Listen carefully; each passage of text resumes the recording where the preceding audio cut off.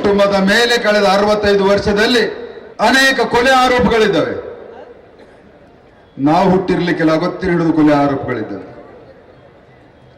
ಭಾಲ್ಕಿಯಲ್ಲಿ ಒಬ್ಬ ದಲಿತ್ ವಕೀಲ ಕುಂದೆ ಅಂಥವರ ಹತ್ಯೆ ಯಾರ ಅಂಗಳದಲ್ಲಿ ಆಯಿತು ಅನ್ನುವಂಥದ್ದನ್ನ ಸಾಗರ್ ಅವರೇ ನಿಮ್ಮ ತಂದೆಯವರಿಗೆ ಕೇಳಿ, ಜಿಲ್ಲೆಯ ಜನತೆಯ ದಲಿತ ಬಂಧುಗಳಿಗೆ ಇದರ ಉತ್ತರವನ್ನು ಕೊಡಿ.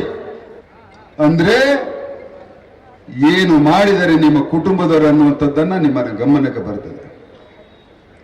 ಭಾಲ್ಕಿಯಲ್ಲಿ ದಲಿತ ವಕೀಲರಾದಂತಹ ಕುಂದೆ ಅವರ ಹತ್ಯೆ ಆರೋಪ ಯಾರ ಮೇಲಿದೆ ನೀವೇ ಸ್ಪಷ್ಟೀಕರಣವನ್ನ ಕೊಡಬೇಕು ದಲಿತ ಬಾಂಧವರಿಗೆ. ಅಷ್ಟೇ ಅಲ್ಲ, ಸುರೇಶ್ ಖೇಡನ್ನವರು ನಿಮ್ಮ ಮನೆ ಅಂಗಳದಲ್ಲೇ ಜೀವ ಬಿಟ್ಟಿದ್ದಾರೆ. ನಿಮ್ಮ ತಂದೆಯವರ ಮೇಲೆ FIR ಆಗಿ ಎಬ್ಸ್ಕೊಂಡಿದ್ದಂತ ಇತಿಹಾಸವಿದೆ. ಇದನ್ನ ಉತ್ತರ ಕೊಡಿ ಚುನಾವಣೆ ಪೂರ್ವದಲ್ಲಿ ಜನತೆಗೆ. ನೀವು ಹೇಳ್ತಿರಲ್ಲ ವಕೀಲರಿದ್ದೀರಿ ಅಂತ, ಯಾವ ಕೋರ್ಟ್ನಲ್ಲಿ ವಕೀಲಿತನೆ ಮಾಡ್ತೀನಿ ಅಂತ ನೀವು ಹೇಳಿದ್ರು ಸತ್ಯವು ಸುಳ್ಳು ಬೀದರ್ ಜಿಲ್ಲೆ ಜನತೆಗೆ ಗೊತ್ತಿಲ್ಲ. ಆದರೆ ಕರ್ನಾಟಕದ ಉಚ್ಚ ನ್ಯಾಯಾಲಯ ಈಶ್ವರ್ ಖಂಡ್ರೆ ಅವರಿಗೆ 5 ಲಕ್ಷ ದಂಡ ಯಾಕೆ ಹಾಕಿದೆ ಅನ್ನುವಂಥದ್ದನ್ನ ಜಿಲ್ಲೆಯ ಜನತೆಗೆ ಹೇಳಬೇಕು.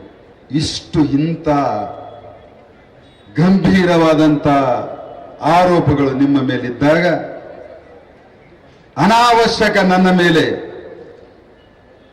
ಯಾವ ಪುರುಷಾರ್ಥಕ್ಕಾಗಿ ನೀವು ಸಾಮಾಜಿಕ ಸೇವೆಯನ್ನ ಮಾಡ್ತೀರಿ ಅನ್ನುವಂಥದ್ದನ್ನ ನನ್ನ ಪ್ರಶ್ನೆ. ಅಷ್ಟೇ ಅಲ್ಲ, ನಿಮ್ಮ ಕುಟುಂಬದ ಭ್ರಷ್ಟಾಚಾರ 65 ವರ್ಷಗಳಲ್ಲಿ ಅಷ್ಟಿಷ್ಟಲ್ಲ. ಕರ್ನಾಟಕದಲ್ಲಿ ಡುಪ್ಲಿಕೇಟ್ ಬಸ್ ಟಿಕೆಟ್ ಯಾರ ಅವಧಿಯಲ್ಲಿ ಹಗರಣವನ್ನು ನಡೀತು ಅನ್ನುವಂಥದ್ದನ್ನ ನೀವೇ ಹೇಳಬೇಕು. ಜಿಲ್ಲೆಯ ಜನತೆಗೆ ಡುಪ್ಲಿಕೇಟ್ ಬಸ್ ಟಿಕೆಟ್ ಕಳೆದ 70 ವರ್ಷದಿಂದ ಜಿಲ್ಲೆಯಲ್ಲಿ ಕಾರಂಜ ನೀರಾವರಿ ಯೋಜನೆ ನಡೀತಾನೆ ಇದೆ. ಇನ್ನೂ ಪೂರ್ಣ ಪ್ರಮಾಣದ ರೈತರ ಹೊಲಗೆ ನೀರು ಬರಲಿಲ್ಲ. ಆದರೂ ಕೂಡ ಪ್ರತಿ ವರ್ಷ ಕೆನಲ್ಲಿನ ರಿಪೇರಿ ನಡೀತಾ ಇರ್ತದೆ. ಯಾಕೆ ನಡೀತಿದೆ ಪ್ರತಿ ವರ್ಷ ಕೆನಲ್ಲಿನ ರಿಪೇರಿ ಅನ್ನೋದು ನನಗೆ ಗೊತ್ತಾಗ್ತಾ ಇಲ್ಲ.